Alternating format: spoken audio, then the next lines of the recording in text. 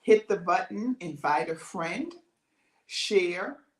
We're going to be talking about marriage tonight, and you don't want to miss it. So make sure you hit the share button, invite someone to come on and join us. And listen, you can even do a party, invite some other people to listen, and have some discussions later. So we're glad you're here with us tonight. And you know, this month of February, we're talking about relationships.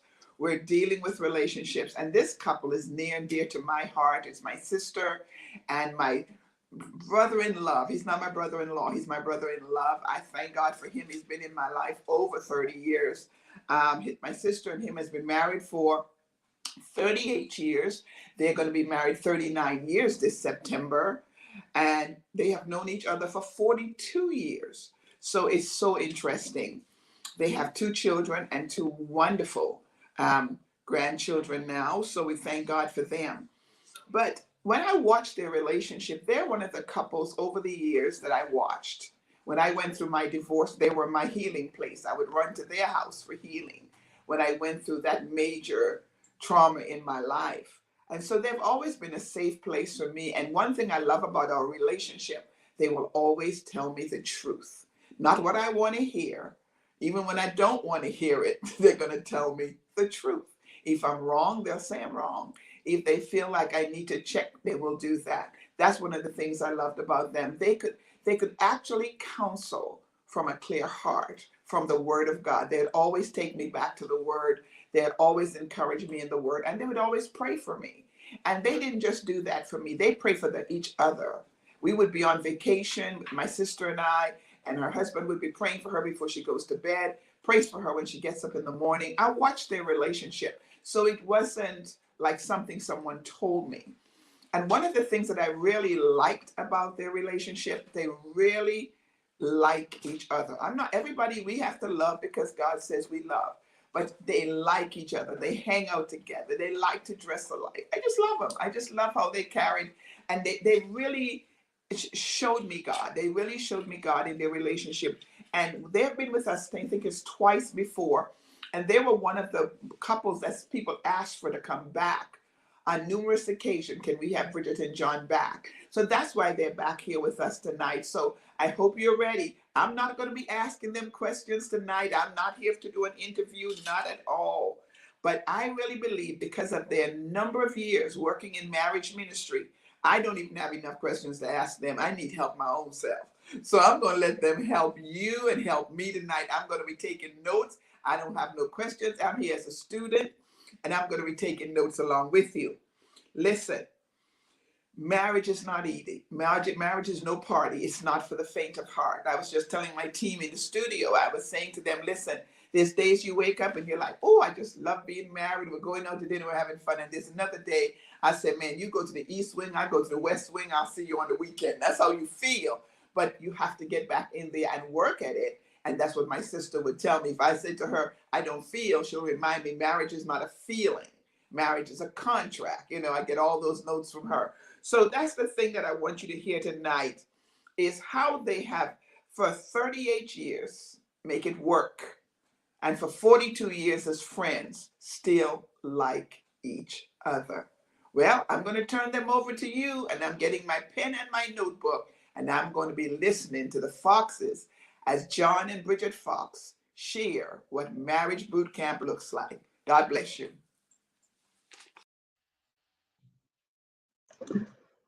Good evening, everyone, and welcome to this marriage session. I'll turn it over to Bridget in order to introduce us.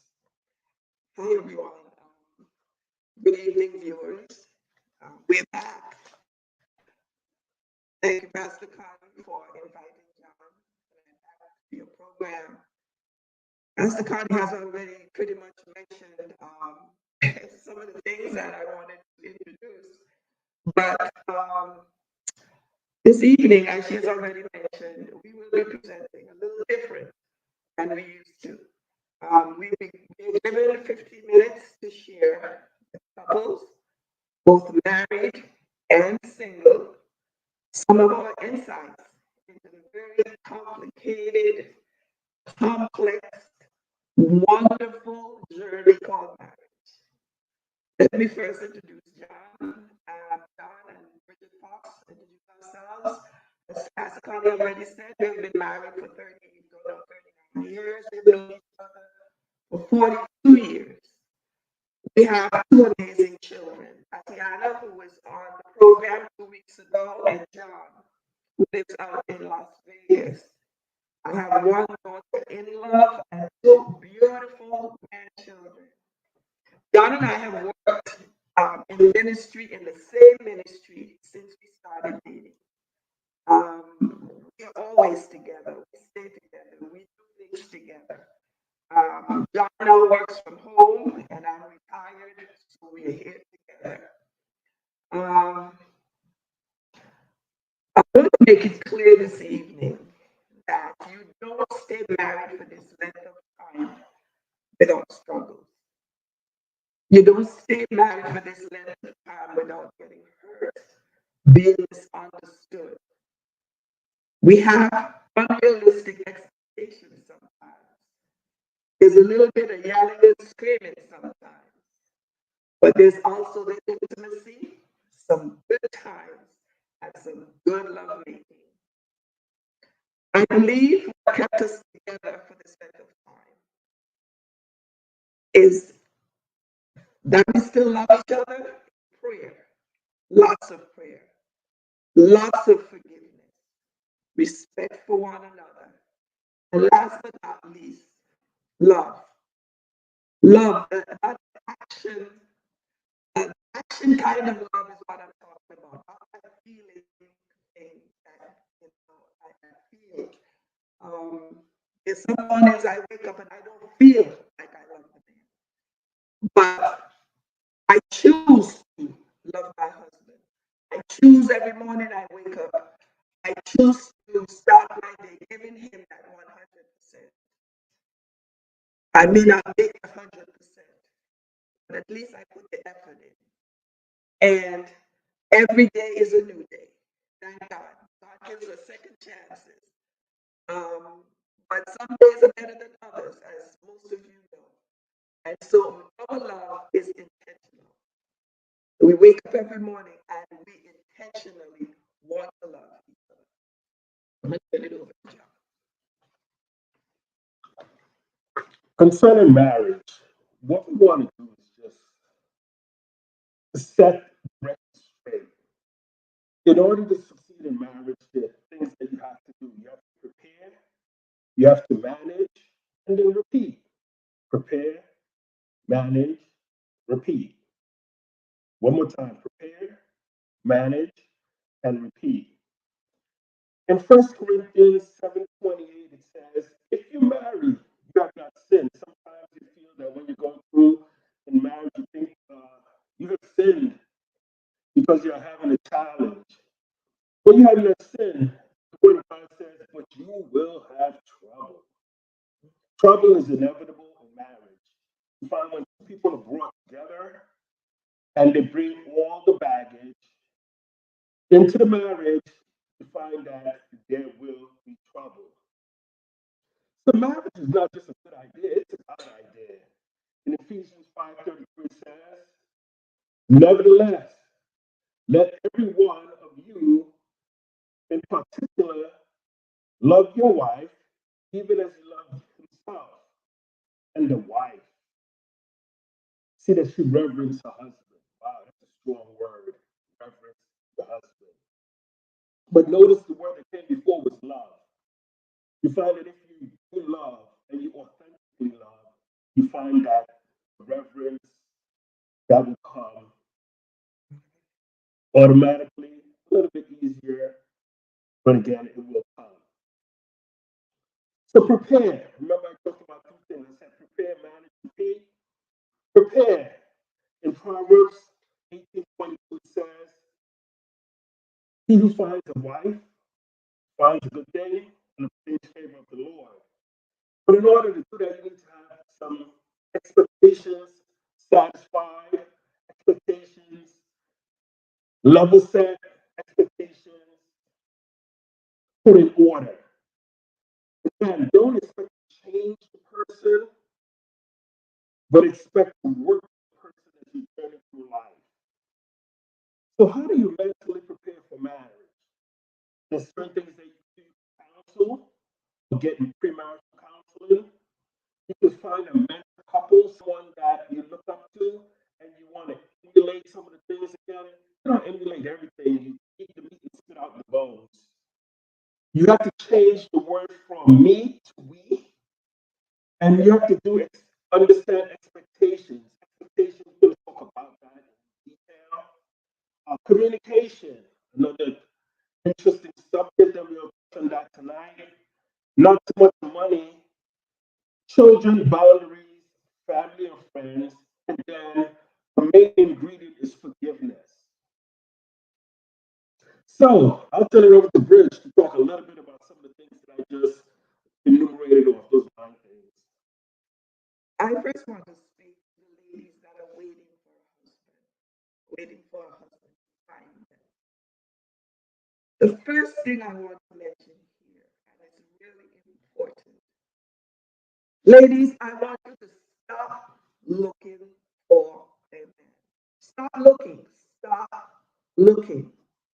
What does the Bible have to say about this advice? My husband just read, he who finds a wife, he who finds a wife finds a good thing and obtains favor from the Lord. However, know the kind of husband you want. Hopefully, you have somebody in your life that can be a source of reference for you. Maybe a father, a brother, somebody, a good man that you can use as a reference for looking for a husband. You also need to prepare yourself to be that good thing. Work on becoming the best version of yourself. Take care of your physical appearance. Men are attracted to what they see. However, a good Christian man is looking for a good Christian woman, not one who has to expose herself and her assets to the world. He can see that you're fine without you showing the world all of your goodness. Make it easy for him to find you, which can be anywhere in the supermarket, at the airport, in the mall, at the movie theater, etc., etc. So please don't leave your house looking like you just called out of bed. If you can travel, do things with your friends. It's to keep you from feeling like you're alone. Next thing I want to talk about is your attitude. Stop being so bossy, controlling, and needy. He's not going to put up with you telling him what to do all the time. And frankly, that's all that God's will.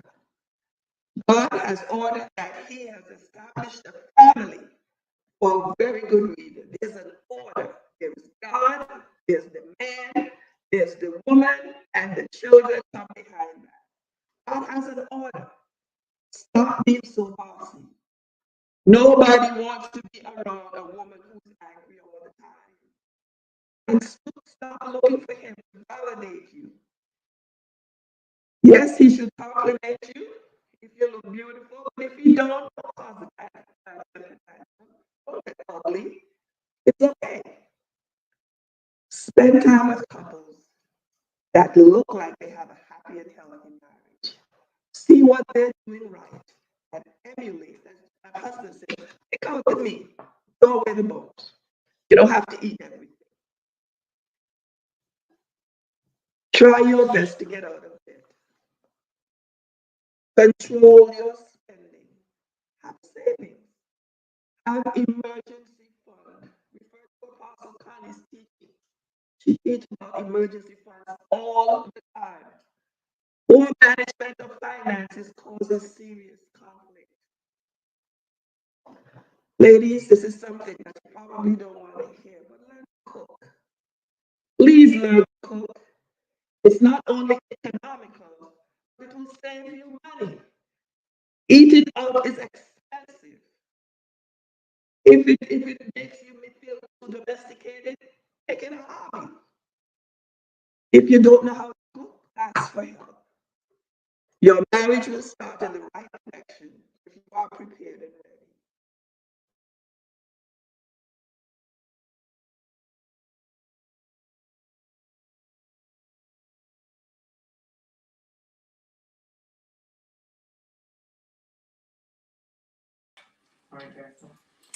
Well, we're having some technical difficulties getting them clear.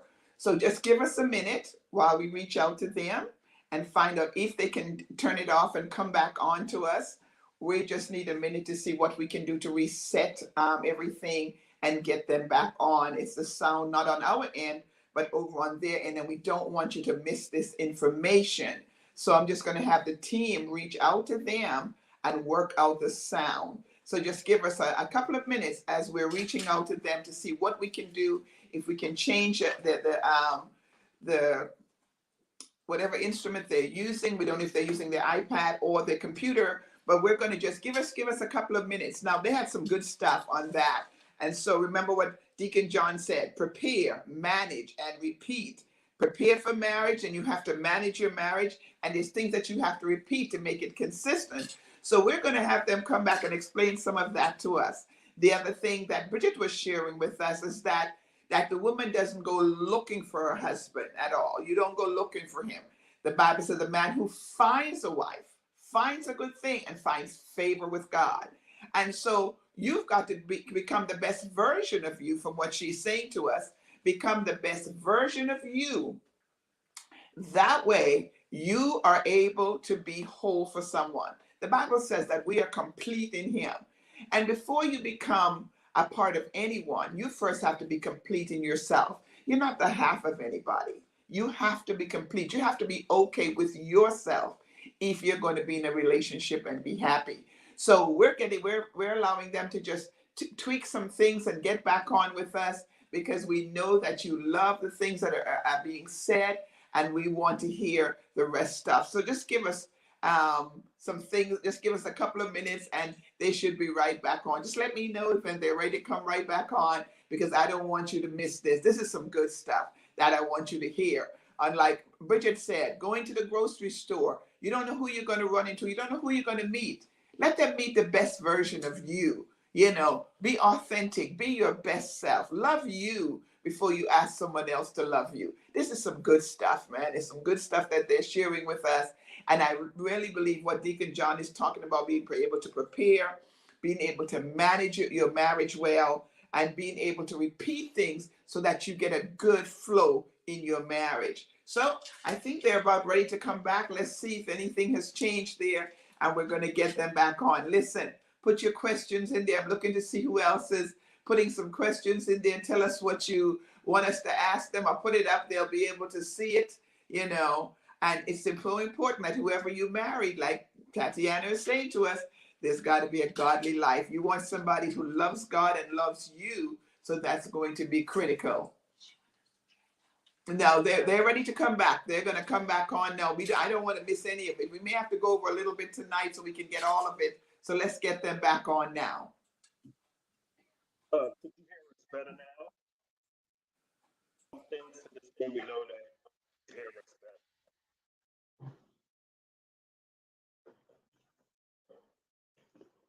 Okay, pick up from where Richard left off. We talked a little bit about prepare area. Let's dig a little bit deeper into the preparation. As we go a little bit deeper into the preparation, we say you win and choose by what you win and lose by what you choose. And you find that sometimes is it better to understand than to be understood. A lot of times when you get into conflict, questions, and challenges, you find that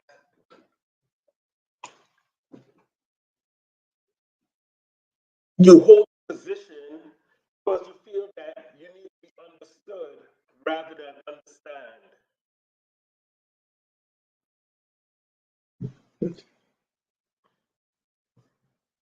A husband and wife, they're going through the process at the same time. We need to understand each other. We need to understand each other's pain. We need to understand each other's hurts, and we need to realize that we're not going through it by ourselves. For a man, I can speak that sometimes we're not sensitive enough in order for us to understand the hurts and the pain that we're inflicting. But we want to make sure that as we grow and as we learn our spouse, we find that it's two of us working together in order to accomplish the task. It says two are better than one, and this is from Ecclesiastes 4 9 to 12. I'm just going to take a couple of excerpts from it. Uh, it talks about two together. If one falls, the other can pick them up. If they're cold, the other one keeps them warm. The verse I just want to talk a little bit about is verse 12, where it talks about a threefold cord is not easily broken. And you find that in wedding ceremonies, they tend to have that portion of the ceremony where they weave or braid three cords, where one is for the spouse, the other is for the wife, and then the other is for the word of God, for God performing the task. And you find that once you do that weaving, symbolically it shows that God is all involved in everything concerning your relationship. You find that the reward cycle reveals that you're winning your spouse the wise way. So after you've taken that time to understand, be sensitive, you find that you're winning your spouse. Unconditional respect can win your husband. And you find that unconditional love can win the wife. So again, husbands and men tend to thrive on respect, where women and wives tend to thrive on love. I want to talk a little bit on expectations, and um, this is there's so much unrealistic expectations that people have prior to marriage, and we want to touch a little bit on expectations. So it's reasonable to have expectations in relationships. You have to expect something from your spouse. Respect and honesty from your partner are realistic expectations and the foundation for a healthy relationship. In fact, if you cannot count on your partner in key ways, it may not be the right partner for you. Now, when we talk about expectations, I want you to have an open mind.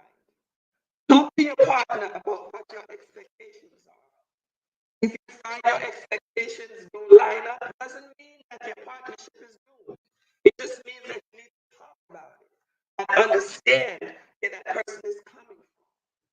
Give yourself time to consider what is really important to you and where you can compromise. Embrace change. A major unrealistic expectation is believing that change is not a good thing. It is unrealistic to think that a relationship will change over time. Any long-term relationships will need to respond to changes with flexibility in order to survive. And I have a little story to tell because we just moved here to Texas. And I have been asking my husband for maybe a couple of years. We're telling him that we need to move here. Our children are getting older and they soon will be getting married and having grandchildren. And he was not hearing it. I mean, he agreed that we had to move eventually. But not the time when I spoke. But once the Lord spoke to him and told him it was time to move, he moved. And we're here, we're enjoying ourselves, we're retired, he's working from home, and we're happy with the change that we made. 38 years, there's still more changes that are coming. We don't know what they are, but we're open to change. Don't compare your relationship with others. Please do not compare your relationship with others. Most of the time, what you're seeing is not what it is. If you yourself comparing your relationship with others, stop it. The urge to compare might be an indication that it's time to refocus and reinvest in your relationship. Reflect on your own healthy relationship. Don't worry about what others do. And communicate your desires to your partner. What is it that you not going to know unless you tell him what it is, and he tells you what is on his heart. Don't sweat the small stuff. Fretting over minor problems don't harm a relationship. It's unrealistic to expect a relationship to be free of annoyances. Let me tell you, I annoy. I'm not telling you that my husband annoy me. That's his testimony. My testimony is you live with me, I am an annoyance. And he still deals with me. But it's important to keep it in perspective. If toilet paper is spread over or under, don't make a big deal out of it. Sometimes my husband likes the toilet paper over, I like it under. I put it under, he comes and spread it over, and I just leave it.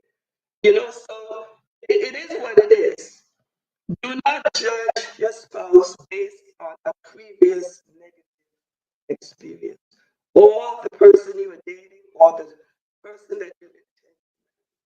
Don't think that all men are dogs. That is not true. My husband is not a dog. Okay? All men are not dogs, and there are good men out there. Don't base it on what Tyrone did to you in the last relationship. No, that will not work. That's unrealistic. Accept the person for who they are. Don't try to mold them or fit them into your image. That's God's job. Leave God's job alone. However, when they show you who they are, believe them. If you're dating them and they're always lying, believe it. Get out of that relationship. Don't expect your spouse to do what your mother did for you and how she did it. Your wife, your girlfriend, whoever it is not your mama. She's not going to do it. Be happy that she's doing it at all. Listen, she's not going to do it like your mother. That's an unrealistic expectation. The next thing is, ladies, do not expect your husband to fill the void your father left. You got to give that to God. You can't expect him to do things that your daddy was supposed to do, especially if you don't have it to give.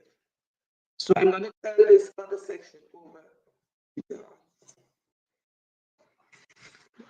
Okay, in the next section, we'll just talk quickly about questions that you might have. They fall into 4 categories. Those questions are general, relationship questions, spiritual, and family. Some of the questions are as follows. For general questions, what are your personal goals for the next 5 to 10 years? What is your job situations and what hobbies do you like? These are general questions that you would ask during your dating, during your courting, just to know the person.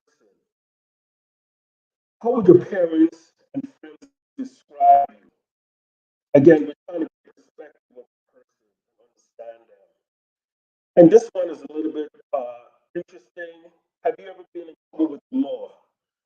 Basically, you want to know who you're getting involved with, and you would ask that question. Questions concerning relationships. What are your plans for the future of this relationship? You want to know where you stand and where you're going. What kind of financial debt would you bring into marriage? What physical boundaries do you have in place to safeguard your purity? Those are some of the questions that you ask concerning relationships. Then some Christian questions. What's your favorite book of the Bible and why? My favorite book of the Bible is Proverbs, and the reason why is because it's chock full of wisdom. What are your views concerning alcohol, smoking, tattoos, piercings, and swearing? Again, sometimes when you get into heated conversations, we want to save all our lives. So we want to make sure that we're not swearing and calling each other out of their name. And then last but not least, concerning questions, how many children do you want to have? Then what's your relationship with your mom and dad? So I'm going to turn it over to Bridget, and then she will just dive a little bit deeper into some of these questions that you might have. So my questions that I will expect you to ask if you're dating: do you know the Lord? Are you involved in ministry? Can we pray together? Hopefully, you're spiritual enough to know that you need the Lord in this relationship. Any hesitation or excuses is a definite red flag. Have you ever been in a serious relationship? If yes, what happened? What are some of your strengths? What are you good at? How about your weaknesses? Now, I have some questions here, and I also have some answers. And the answers that I have here would raise red flags. I'm going to give you the answers that raise red flags, and I'm going to give you the answer that how I would answer it. So here are the questions. What are you like when you don't get what you want? You ask your significant other. So what are you like when you don't get or you can't get what you want? This is a red flag. If it's important, I push until I get my way. It's only fear. For me, at this stage of the game, if I can't get what I want, I do without it. Or I wait until that I can get it. I save for it. I put it aside and wait. People, you're not going to get everything you want when you want it. So you got to be flexible. Question number 2. When you feel disconnected, what do you usually do to get back together? Here's the answer. I do me, you can do you. If you think we should continue, you can let me know. When I feel disconnected,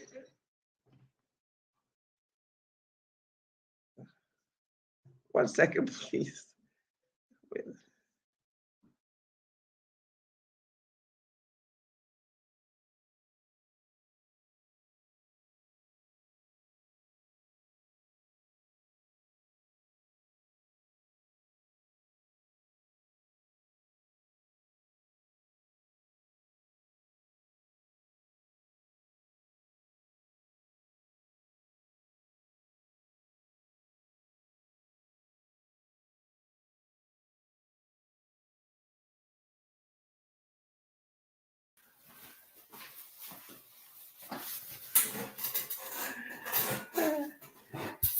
So if he says to you, I do me, you can do you. If you think we should continue, let us know. Red flag. Mm-mm. For me, if I feel the disconnect, most times the women feel disconnect. The men just go on like there's nothing wrong. They don't recognize when things are not going well. You have to let them know. You have to nudge them and say, listen, whether it's spiritual, whether you're not praying enough, whether you're not reading the word enough, whether you're not going to church, whether it's physical, you don't tell me I look beautiful anymore. I'm not attracted to you anymore, or emotional, whatever it is. The men most times are the ones that don't feel the disconnect. The women are the ones that have to bring it to their attention. And I would nudge and say, listen, this is not working. We need to talk. And you need to have a conversation and let him know, I'm not feeling connected to you, and work it out. The third one is, are you trustworthy? Can I trust you? Do you have my back? If the person tell you that's something that you'll have to wait and see, I don't want to wait and see anything. I'm out. But for me, I've got my husband's back 100%. He can trust me, and I will be honest with him at all times. Back to John. Bridget finished up talking a little bit about trust. Trust is critical but how do you develop and how do you work in order to establish that trust in that relationship? We talked a little bit about preparation. So that was the prepare portion. Let's talk now about managing. As part of managing, we want to focus on communication, compromise, and fighting fair. Three distinct topics, but yet they're intertwined in order for you to manage and to have that good marriage. Concerning communication, you want to make sure that you have some basic tools in your tool chest in order for you to do it effectively. And communication is something that is a constant process. You're always learning. And when you think you finally got it, that's when a curveball is thrown in the situation and you find that you have difficulty with that communication. So, what are some of the basic things concerning communication? One is eye contact. That is something that you should know. But again, you find that a lot of times when it comes to communication, because people have their heads down now in their mobile devices and then doing other things, watching TV, you find that you don't have that eye contact. The adage is that the eyes are the pathway to the soul. You want to make sure that when you're communicating, you're actually looking the person in the eye. You want to be present when it comes to communication. While you're communicating, sometimes you run into situations where you have a burning response, but part of good communication is not interrupting. Again, wait until the person has expressed their feeling, expressed their hurt. And after they've done that, that's when you would respond. You need to practice active listening, meaning that you are engaged, you are present, and that you are listening to what's going on. So you want to listen without thinking, because if you're like me, when Bridget is bringing forth a point, I'm thinking of my rebuttal. Bridget is good with words. I struggle a bit. Because of that, and just statistics show that women do 10,000 words to a man 1,000. Mathematically, a man has to prepare to rebut, right? But you find that that is not a good tool to have when you are communicating. You need to listen without judgment. Again, you want to be open-minded. You want to listen to what is being said, and you want to feel the hurt. You want to feel the pain that the person is relaying as part of the conversation. Also, by doing that, you need to look at those non-verbal communication cues, meaning body language, things that are said, tears flowing, and things of that nature. You don't want to use that against them, but you want to get in that space in order to understand what they're communicating. And then also you want to make sure that you have a suitable environment.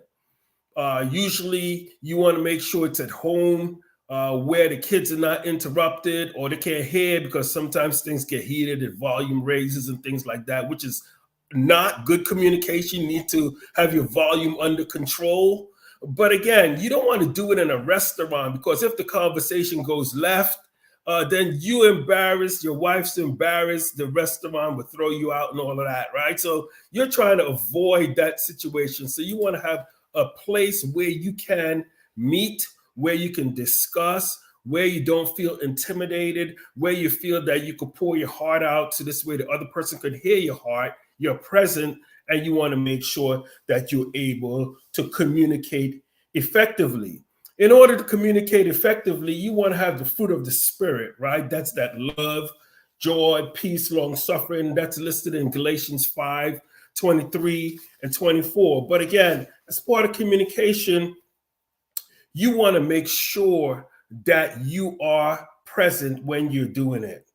And you find with communicating, if you change the way you look at things, the way things look will change, right? And you find that it is good to take on that other person's perspective and hear the pain and damage that you cause as part of the situation.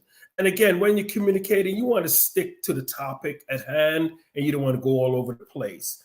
With that said, I'll turn it over to Bridget to talk a little bit more about communication. I'm going to talk about compromise right now. And what is compromise? How do we compromise? What does compromise in relationship really mean?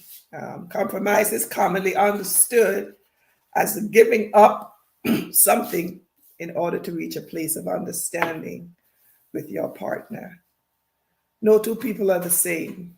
At some point in your relationship, you and your partner will have a different approach, opinion, a wish. There are going to be differences. No two-person marriage is going to be the same. And I believe God set it up that way. They complement each other. And so there are going to be differences. First of all, I want you to take a step back from the situation and ask yourself if this issue will matter next 10 minutes, next hour, next day, next 5 days, next 10 days, next week, in 5 years. Does it matter if you eat in Chinese food or Thai? Do you eat Chinese food? So why don't we decide on Chinese food tonight? However, if you use your savings to buy a house or go on a dream vacation, now we have issues here. You need to compromise. You don't go into the bank and take the money out and do whatever you want. There has to be a compromise. Using time as lens, put your problem into perspective. Put your feet in the other person's shoes, honestly. Ask yourself what the situation looks like from the other person's perspective. This is a chance to expand your emotional intelligence and capacity for empathy. Empathize. When you come in at your husband or your wife, like forcefully because they do something, try and put yourself in their shoes. What are they going through? What's going on in their head? Why are they doing what they're doing or saying what they're saying? Try walking in their shoes and see what happens. There's an adage, they say, never judge a man until you walked a mile in their shoes. Things you choose doesn't need to be first place to win. You don't always have to win an argument. You don't always have to win. You don't always have to have the last say. Back down, even if you're right. Give the person the opportunity to feel whole. Because sometimes we come at each other, and when we leave an argument or a debate or a discussion, the person feels so small. You make them feel so small. It's not necessary. Think about that person. You don't always have to win an argument. You don't always, even though you're more intelligent and you, like John said, women, they're wordsmiths. I don't think I'm a wordsmith, but he said so. So I'm going to go along with that. I don't have to win an argument all the time. If I'm wrong, I'm going to say I'm wrong. And if he's wrong, he needs to say he's wrong. So back down. John uses this term all the time, back down for the sake of peace. Try that sometimes and see how it works for you. Flexibility is the key. Being dead set in your ways is not only unhealthy, but it's unhealthy for your own well-being, but also detrimental to your relationship. Being dead set in your ways don't help nobody. If you're wrong and you're dead set, the relationship is going nowhere. Compromise is not always easy. Sometimes you win a little, sometimes you lose a little. But if both of you are not willing to sacrifice in the relationship, chances are you will reach a junction in your relationship that will bring this relationship to a grinding halt. Robert Louis Stevenson said it this way: compromise is the best and cheapest lawyer. Turn it over to John. Compromise, the best and cheapest lawyer. They say it's cheaper to keep her, right? And we want to make sure that that's not the only reason that we are keeping them. We want to keep them for love. Which brings us to the part, remember I talked in the beginning, 1 Corinthians 7:28 talks about you're going to have some trouble. Yeah, you're going to have trouble. So you want to make sure that when you do have the trouble, you want to fight fair. So I'm going to spend some time going over fighting fair, and then I will go back over some of the things that were missed due to technical difficulties. When you are faced with a trying situation and it comes time for you that the communication skills have broken down and you now have to get into this discussion, I'm not going to use the word argument, but discussion. Do you find that you are so heated that you slam doors, you are doing things like walking away, ignoring, stonewalling, all of that, or you're making these sly remarks and making those snarky comments, and are you even falling back into your sinful ways and cursing? Remember, I asked that as part of the questions. Or being historical when you're hysterical, meaning that things that were discussed and things that were forgiven, you bring it up or regurgitate it in order for you to open up wounds and offenses. You don't want to do that when you are having a fight, for lack of a better term. Marriage is made up of two people, and we're fallen people, so conflicts are inevitable. But it's how you deal with those conflicts that is what determines the outcome. From Tony Evans, Dr. Tony Evans' Kingdom Marriage, he talks a little bit about you must realize that Satan wants to destroy marriage, not for the sake of ruining the marriage, but he wants to dismantle it. He wants to demolish your legacy. Again, it's not so important the life you live, but the legacy that you leave, right? Marriage is supposed to mirror God's image, but again, you're leaving a legacy. Satan wants to destroy that for your children and your grandchildren because he wants them to not experience that. And you find that the battle that we're fighting is a spiritual battle. When you are fighting, you have to know who the real enemy is. The enemy is not your spouse, because a lot of times when you get into these arguments, fights, etc., you start out fighting over one thing, but then you fight over other things that are not even relevant to the actual conversation. You don't want to be spread so thin and fighting battles on multiple fronts, because then everybody gets confused and you have no resolution in the end. But you want to make sure that you know who the enemy is, because we wrestle not against flesh and blood, but against principalities and powers. So we do have the power in order to overcome the enemy who comes to kill, steal, and destroy. And that weapons that we can use is the weapons, the whole armor of God. That is what we need to use in order to combat the situation that we find ourselves in, and for us to fight fair. In order to do that, we want to establish the rules of engagement. We want to make sure that we cool down before we get into discussion. We want to make sure that we acknowledge and own the problem. A lot of times you fight and we never own the problem, so we have no resolution. We want to identify the problem by owning it, and we want to come up with a win-win situation, not a me versus you or anything like that. We want both of us to win, so this way it will build on our intimacy. Some of the secular songwriters talk about making up is the best thing, right? But again, you find that, yeah, that is true, especially if you have a resolution to a difficult problem. You want to stick to the issue. Don't fight on multiple fronts. We want to stick to the issue, resolve the issue, and then we want to move on from that with forgiveness. You want to use I statements and not the you statements, because when you say I, you taking ownership for that problem. Then you want to forgive and forget. You find that you have new mercies every day, right? So the sins that you committed today, you want to make sure that you ask forgiveness, get forgiveness, and you want to move on with a new slate the next day. That's more easily said than done, because again, if the wound was very offensive, you find that that's not really going to happen. But again, you want to make sure that that is one of the goals that you want to have in order for you to move on. And then you want to pray to God for help.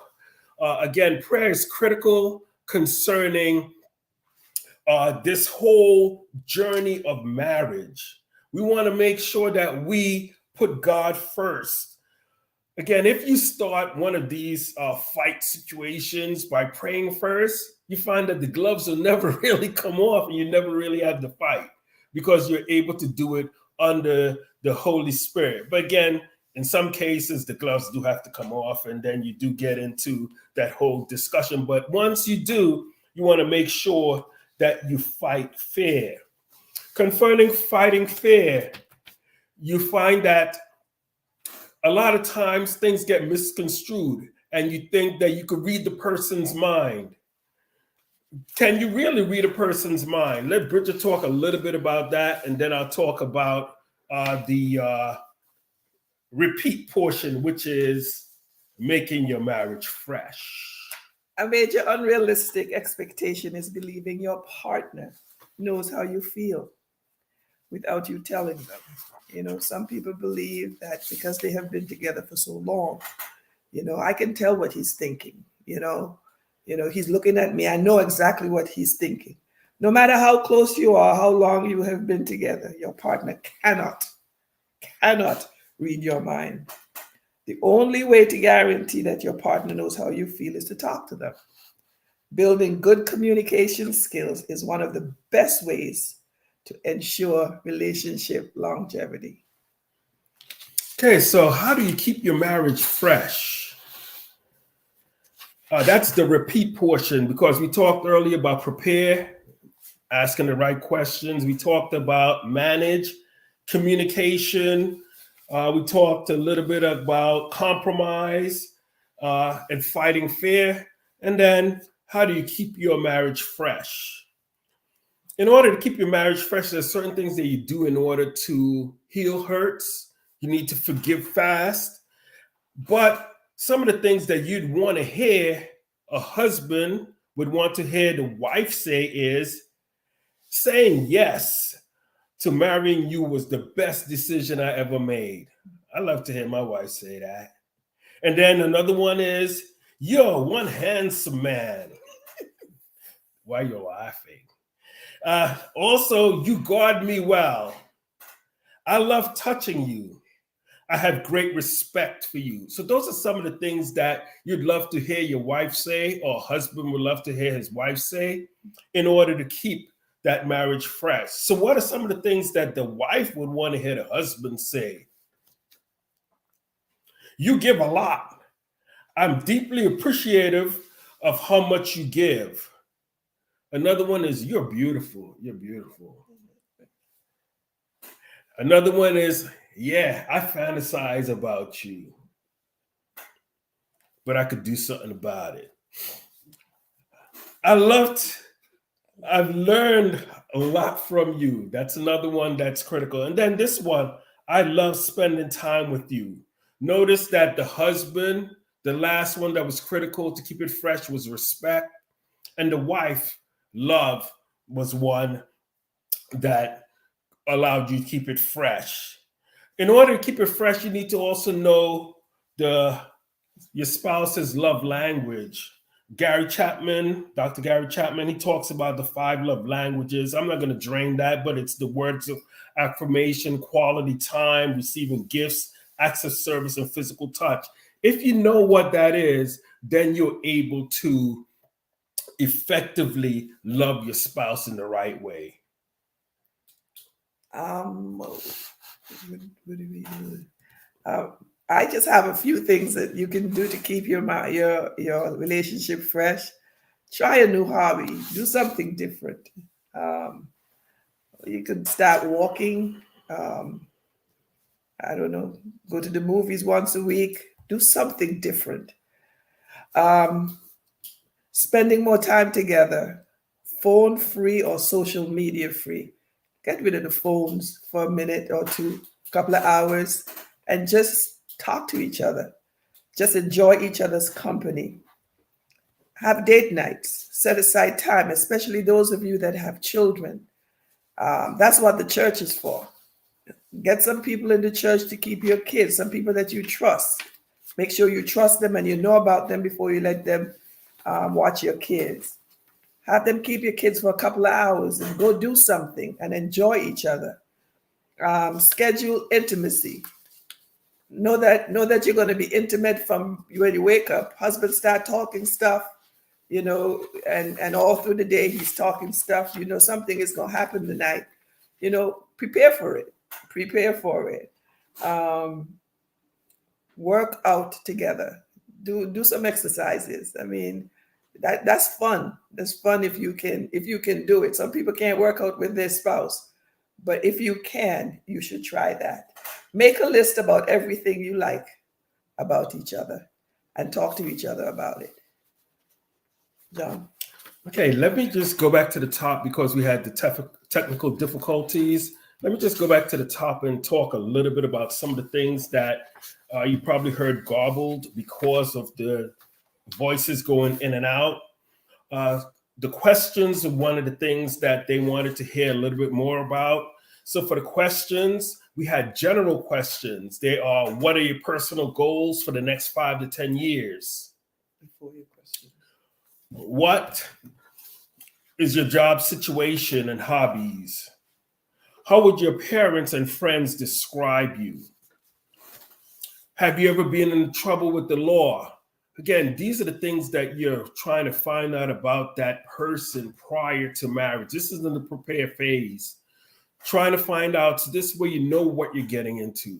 You know what to expect. And again, this is not an exhaustive list of those questions, but it's just something that we want to highlight for you to think about when you're dating that spouse or dating that person. Relationship questions. What are your plans for the future for this relationship? What kind of financial debt are you going to bring into this marriage?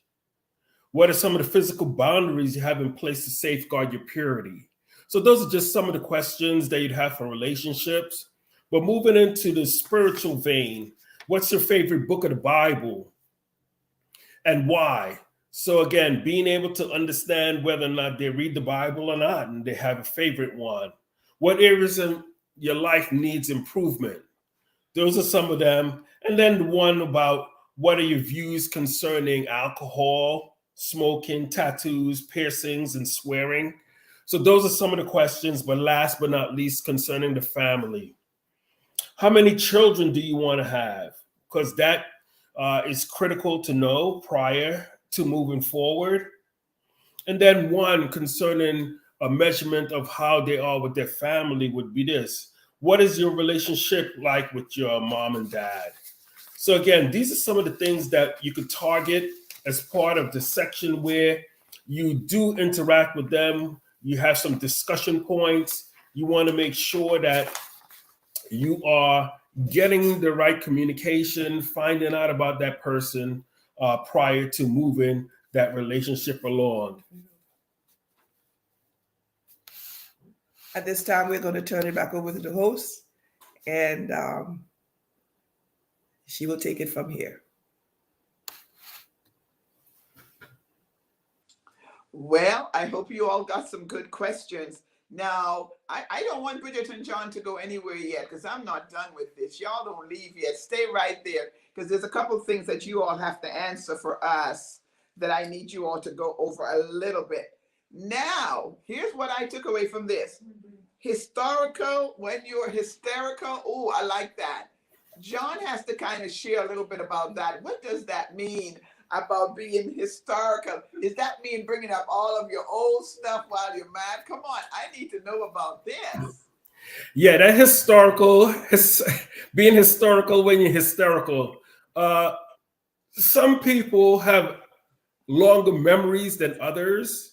And because they have longer memories than others, you find that some people forgive and forget and move on quicker, where others are able to bring that stuff back up and they're able to regurgitate it. So that means once the argument starts, they just go historical and they say, you messed up there, you messed up there, you messed up there.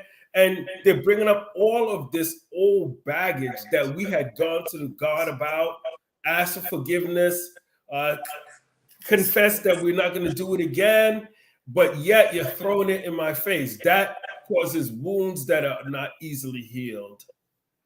Oh, I think I'm gonna write a message on that, man. That is a word. That is a word from the Lord. I'm telling you. Tati and I got that one tonight. We got that. Talk to us a little bit. You all talked about communication, though. A lot of people, even though they're married, have not let go of the cursing, the negative words, the darts. How can you help some couples not go there, not go back to the flesh? How we can help people have arguments, disagree, but not be disagreeable, where we're calling each other out of the name. I've seen so much of that in relationships, even in the church. How can we help couples with that? Well, John and I established from Jump Street that this is one thing that is not acceptable in our home. It's not what we're going to do. And, we kept that. We kept that vow. You don't name call or slander your spouse. That is not love. If you're going to love them, you're going to respect them. Even though that you're in a conflict, you should at least respect that person and talk to them like they're a human being. Yeah, because it says you had this adage, sticks and stones may break my bones, but words can never harm me. Words can cut and words hurt. And the Bible says, keep thy tongue from evil and thy lips from speaking guile. That scripture is pointed in that when you put those words into the atmosphere, you cannot retract those. Can't take it back. They cause wounds that they're not easily healed, and leave scars. And you find that, as Bridget said, once we were dating and we were talking about it, we said we're never going to call each other names. We're never going to curse. And as I was saying during the presentation, you find that is one of the questions that you ask. Do you swear and stuff like that, right? So you want to make sure that you know what it is, you know what's up front, how they feel about it. And that's when you can set the rules and parameters and guardrails concerning cursing, swearing, tattoos, and all of that stuff. And as a child of God, why are you cursing? Why? God is not, please God first. If your husband, if you're mad at your husband, at least believe that God is in the room with you. Yep. At least respect the Spirit of God, and don't be cursing. Don't be cursing. But if you feel the curse word coming out, you swallow it. You swallow it. Inhale and count to 5. You swallow it and then ask God to forgive you, because He knows your heart. He knows the heart. But you don't want to damage your spouse. No, okay. If you feel it coming up, do you say, well, swallow it? Swallow. Let's take a break. Let's not talk right now. I need to go and swallow it. Yes. Okay. Okay. I think we have some more work. I think we have some more work to do, because I'm just thinking of times when things come up and you have to kind of grasp it and not say it, but sometimes the person is pushing you to still continue, and it's like, well, wait, I need to stop. If I continue talking, it's going to get worse. Yes. So isn't it better if you just let me get a minute, stop, and I come back? Yes. That's my strategy. Yeah, that's my strategy. If I feel like my spirit is getting out of control, I just stop. I need some time. When I feel that I'm capable of talking to you, I'll come back and we'll talk. But sometimes you need to take that break.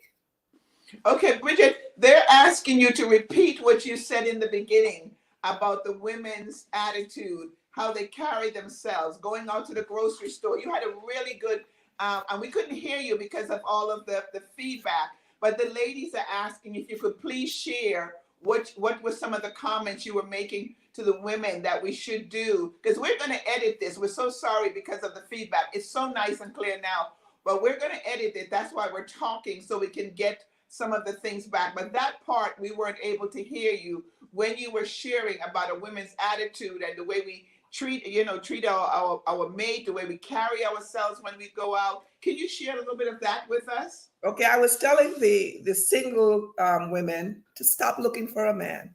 You don't have to look for a man. He's gonna find you. And Proverbs 18:23 talked about, he who finds a wife finds a good thing. But you have got to know, you have to know what you're looking for in a husband. Anybody can just come to you. You have to know what it is that you want, what is going to work for you. Hopefully, there's some people in your life that you can use as a reference, but you need to prepare yourself to be that good thing.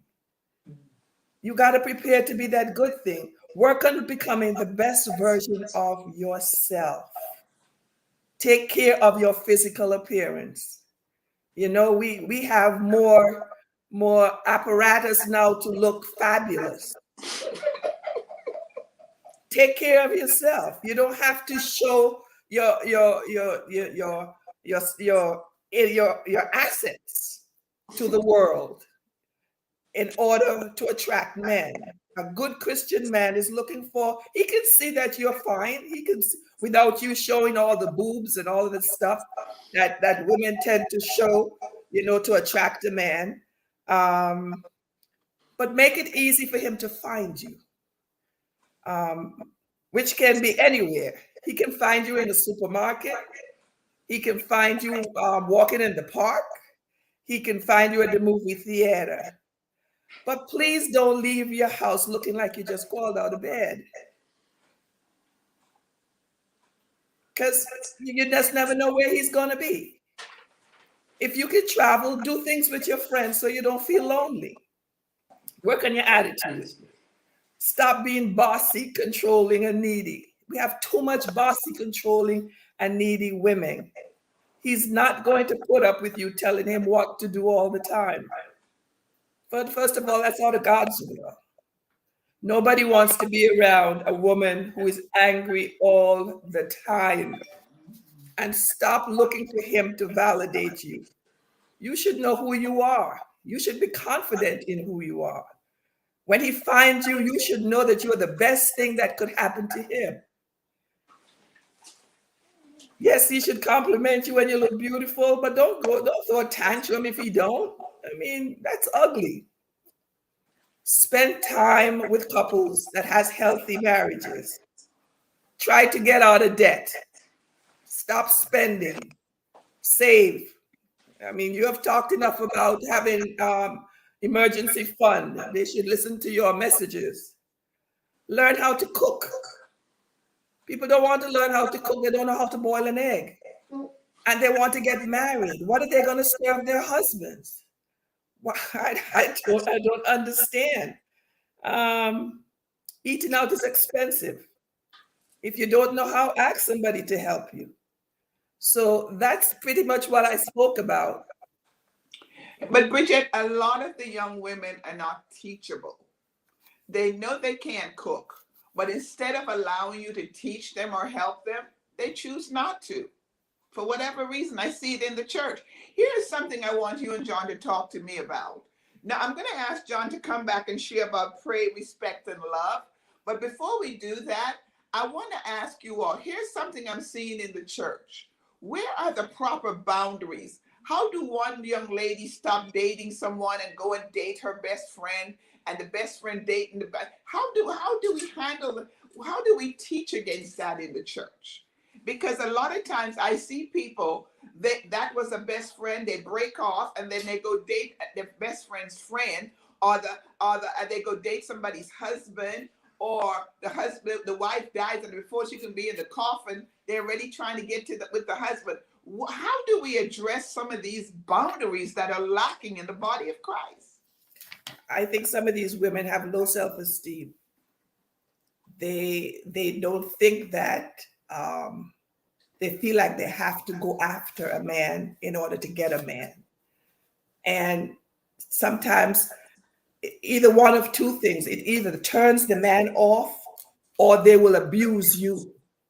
And you never become what you think or you thought you were going to be, which is a lot of them think that they're going to be the wife, but they have made themselves so available to these men. There's no chase, there's no hunt, that the man, sometimes the man, I don't know, I believe that the man think, well, if you're that easy for me, then what's different than somebody else?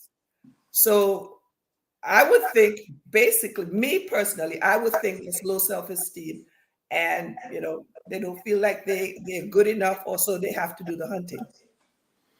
All Yeah. right. Yeah, Deacon just John, could you share about the prayer, respect, and love for us before we close out? yeah, just to piggyback on what Bridget is saying, you find that the man does enjoy the hunt because that's built into their nature. And you find that if something comes too cheap, there's no value. And you find that if there is no value, then there's no longevity. And the sad part is that if the person is so flippant to go from one person to the next, what makes you think you're the last stop on this journey, right? So that's all the hurt and carnage that they're going to leave in the way. Some of the ways to combat that is to have in the men's ministry to talk about that value. What are you putting in place to promote your purity? So it's mainly a man's ministry that they're supposed to do that. As part of the men's ministry, have men's mentors, right? So they could share and talk about qualities concerning individuals. So those are just some of the things that should be in place in churches in order to talk about that. Some accountability, some purity type courses, and then also mentorship where there's accountability. You said about the last three things to talk about was what? The prayer? Pray, respect, and love. Okay. For praying, you find that in order for you to be effective in your relationship with your spouse, you have to pray. Because you find that even in the beginning with the threefold cord not easily broken, by you talking to God, you'll know how to talk to your spouse. You need to do it one individually and then as a couple, because that shows two things, especially when children are involved. It shows the man is the head of the home and the man is taking the responsibility. Yes, some men are not very articulate, they're not very verbal, but again, you don't have to be verbal or articulate. The same way you talk to your friends or your boys concerning sports, you do the same thing talking to God, right? He knows your heart, he knows your thoughts, and he knows your mind. By that, you also would earn the respect. Most women, if they see the man take a leadership role, they will respect that man. So If true. the man is lackadaisical, the man is just sitting home watching TV, not doing anything, no 10-year plan and things of that nature, no respect's going to come his way. So again, you find taking the role, when he takes the role, the wife needs to encourage him. And that's where the growth will start. Once the growth starts and you get that encouragement, then you find that you have the prayer, you have the respect, and then you get the love. You find that once your wife sees you as the head of the home, respects you, love is inevitable because women are built and designed by God to love. You do those basic things, you will get enough love to last 39 years in marriage. I tell you, but I'm glad you all are able to share that with us. Thank you so much for sharing some of those nuggets with us tonight. Listen, somebody that's dating right now that say, listen, I want to be married. I feel like I'm ready. just give me 3 things, maybe 3 things you will tell them if they're feeling like they're ready right now. What are 3 things you would say to them? I would say prepare, manage, and repeat, which were the 3 points that we started out with. You have to prepare and you have to be prepared because you never know when the situation would arise. You have to manage yourself. You have to be one, ready to communicate, asking the right questions. You need to set yourself up to love. By you loving the Lord, you'll know how to love your husband or your future husband. And then you need to repeat the process because this adage is this: the only thing that's constant is change. You have to continue to change to improve yourself to be all that God has called you to be. If you're not changing and getting better, then you're falling behind. So you want to make sure that you are moving ahead. One of the things that I say periodically to people, especially when it comes to communication, to say fights, you don't get ahead if you're just trying to get even, right? A lot of times when you're fighting, you're trying to get even, but you're never getting ahead. The concept is this: you need to be the better person in order for you to be where God wants you to be, in order for you to be prepared. So again, prepare, manage, and repeat the process. And if you are ready, if God feels that you are ready, God will send you that man. Yep, set it up. He will set it up. I was not looking for a man when God sent me a man. So you just never, like I said before, you just never know where you're going to meet your husband. I have a friend that she's been married 3 times, and her 3rd husband, she found him in Home Depot. She found him in Home Depot, and she said she's the happiest she's ever been. So don't underestimate God. If God feels that you are ready, He will send that man. Well, we have some viewers to let you know they're coming to Texas for more classes. Well, ladies, I think we need to go for a walk at Home Depot. Those of you that are ready, and those in Home Depot, throw a hammer, hit a nail. You need to go on over to Home Depot so we can find you your friend. All right. Thank you, Bridget and John, so much. I mean, we love when you all are on. We're so glad we were able to stay on. We did go over because we want to edit and make sure we put out a good piece on you. And it was some very good nuggets tonight. And I'm telling you, they're going to ask for you to come back. I promise you, you all better get us on your calendar for at least once a quarter, once a month, to come back with some nuggets and share with us these things, because so many marriages are in a crisis today. And we really need people who have labored in the marriage to tell us and give us instructions on how to navigate these waters. Thank you so much for joining us tonight in our marriage boot camp. God bless you. And we really enjoyed the nuggets that you shared. Thank you for having us. Thank you. Thanks for having us. Well, that was Bridget and John Fox. We were so sorry for the technical difficulties in the beginning.